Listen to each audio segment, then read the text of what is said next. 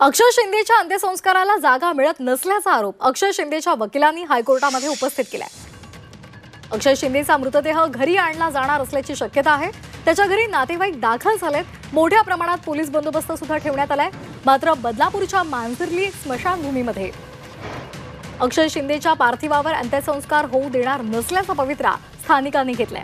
यावर पोलिसांनी अंत्यसंस्काराला कुणीही विरोध करू नये, त्यामुळे या ठिकाणी कायदा सुव्यवस्थेचा प्रश्न निर्माण होण्याची शक्यता वर्तवली आहे।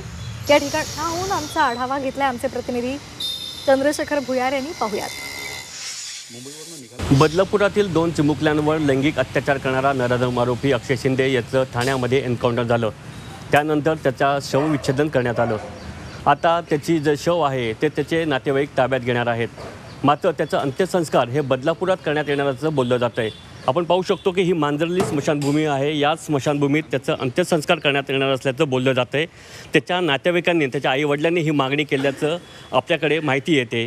मात्र जे स्थानिक रहिवासी या भागातील आहेत त्यांचा मात्र या याचं जे अंत्यसंस्कार करायला विरोध आहे। आपल्यासोबत काही इथली नागरिक आहेत। अक्षय शिंदेचा एन्काउंटर झाला, खून झाला का आत्महत्या झाली याच्याशी आमचा काही घेणं देणं नाही।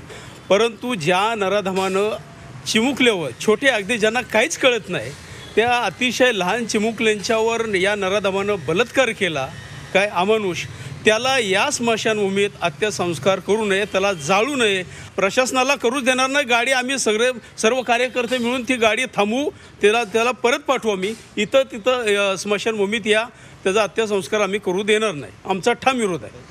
आपण पाहू शकतो की इथली स्थानिक नागरिकांचा याला विरोध आहे। मात्र आम्ही पोलिसांशी याबाबत जेव्हा बोललो तेव्हा त्यांनी सांगितलं की भारतीय संविधानानुसार कोणीही अंत्यसंस्काराची मागणी केली तर त्यांना आम्ही विरोध करू शकत नाही। मात्र कायदा आणि सुव्यवस्थेचा प्रश्न निर्माण होऊ नये याची आम्ही काळजी घेऊ।